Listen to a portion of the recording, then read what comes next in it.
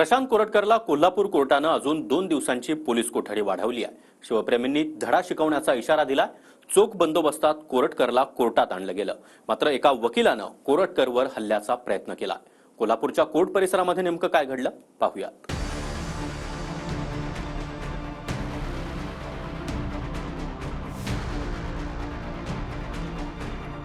3 दिवसांची पोलीस कोठडी संपल्यानंतर कोरटकरला पुन्हा 2 दिवसांची पोलीस कोठडी सुनावली आणि पुन्हा कोरटकरवर कोर्ट परिसरात हल्ल्याचा प्रयत्न झाला, तोही वकिलाकडूनच।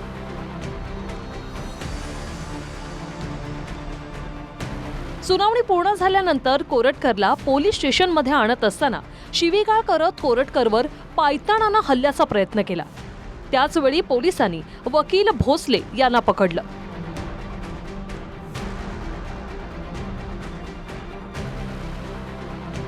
याआधी मंगळवारीही कोरटकरवर शिवप्रेमी अंगावर धावून गेले होते।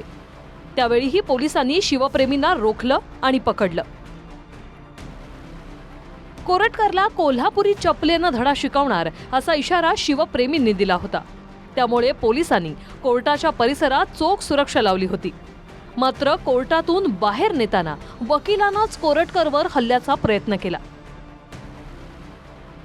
तर आतापर्यंतच्या पोलीस कोठडीत कोरटकरनं महिनाभरात 6 हॉटेलमध्ये राहिल्याची कबुली दिली।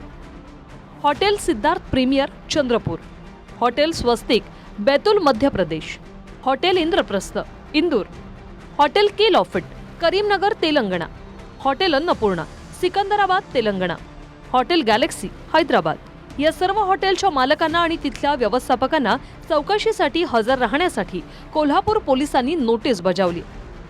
कोरटकरनं त्याचा मित्र धीरज चौधरीची कार वापरली। ही कार ताब्यात घेण्यात आली। तसंच फरार होण्यासाठी प्राशिक पडवेकर, धीरज चौधरी, हिजाफत अली, राजेंद्र जोशी आणि साईराज पेंटकर या 5 जणांनी मदत केल्याचं तपासात समोर आलं। आता एक जे हॉटेल सिद्धार्थ प्रीमियर आहे चंद्रपूरचं, जे अगदी पोलीस मुख्यालयाच्या समोर आहे, तिथे त्याची व्यवस्था राहण्याची ज्या धीरज चौधरींनी केली होती, तो बुकी आहे, म्हणजे तो बुकी आहे, त्याच्यावर काही अशा प्रकारचे आरोप सुद्धा झाले। अशा गुन्हेगारी प्रवृत्तीच्या लोकांनी त्याची व्यवस्था केलेली आहे। 6 वेगवेगळ्या हॉटेल्समध्ये तो राहिलेला आहे। या 6 ठिकाणी त्याची व्यवस्था कोणी केली? केवळ एक कार सापडलेली आहे आणि आणखी काही कारचा वापर झाला का हे पोलिसांना तपासायचं आहे। कोरटकरचे वकील सौरभ घाग यांनी युक्तिवाद करताना म्हटलंय की समाजात तेढ निर्माण करण्याचा प्रयत्न आरोपीनं नाही तर तक्रारदाराने केला आहे। व्हॉइस रेकॉर्डिंग सोशल मीडियावर टाकलं। तक्रारदार इंद्रजीत सावंतांनी स्पष्ट लिहिलंय की समाजात कळवण्यासाठी व्हायरल करतो, मग आरोपी समाजात तेढ कसा काय निर्माण करतोय? 3 दिवसांची कोठडी पुरेशी आहे, आता कोठडीची गरज नाही। आरोपी कोरटकरला न्यायालयीन कोठडी द्यावी। युक्तिवाद सुरू असताना कोरटकरचे वकील घाग आणि इंद्रजीत सावंतांचे वकील असीम सरोदे यांच्यात शाब्दिक चकमकही झाली।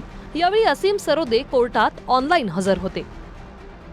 सौरभ घाग म्हणाले की तपास सरोदे करतायत की पोलीस? त्यावर असीम सरोदेंनी म्हटले की आरोपीचे वकील चुकीचा युक्तिवाद करत आहेत। प्रशांत कोरटकर खोटारडे आहेत, पुन्हा फरार होण्याची शक्यता आहे। त्यांच्यावर विश्वास ठेवता येणार नाही। एकाच राज्यात त्याने प्रवास केलेला नाही, अनेक राज्यात जाऊन प्रवास केला आहे, त्याचा तपास करावा लागेल।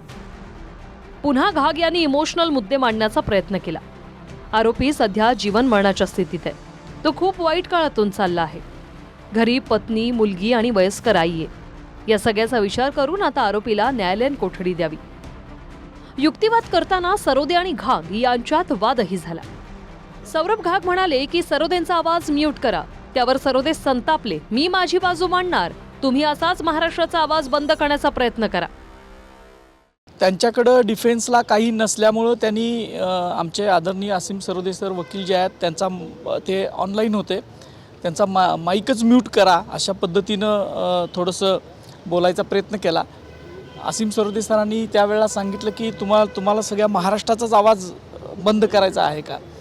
आणि या गोष्टीची दखलसुद्धा माननीय न्यायालयानं घेतली असेल असं वाटतं की त्यांच्यासमोर हे सगळं घडलेलं आहे। इतिहास अभ्यासक इंद्रजीत सावंतांना धमकी देत असताना प्रशांत कोरटकरनं छत्रपती शिवाजी महाराजांबद्दल आक्षेपार्ह वक्तव्य केली। आधी आपला आवाज नाहीच म्हणणाऱ्या कोरटकरनं स्वतः फोन करून धमकी दिल्याचं आणि माझाच आवाज असल्याचंही मान्य केलं। मात्र महिनाभर फरार असताना कोणी कोणी मदत केली याचा तपास करण्यासाठी कोरटकरला पुन्हा 2 दिवसांची पोलीस कोठडी सुनावण्यात आली. लक्ष्मण जाधव, साईनाथ जाधव आणि सागर सुरवसेसह भूषण पाटील, TV9 मराठी, कोल्हापूर.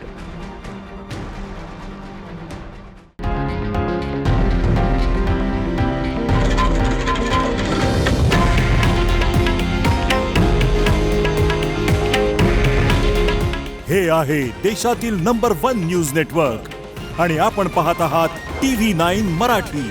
काळजी तुमची, हित महाराष्ट्राचं.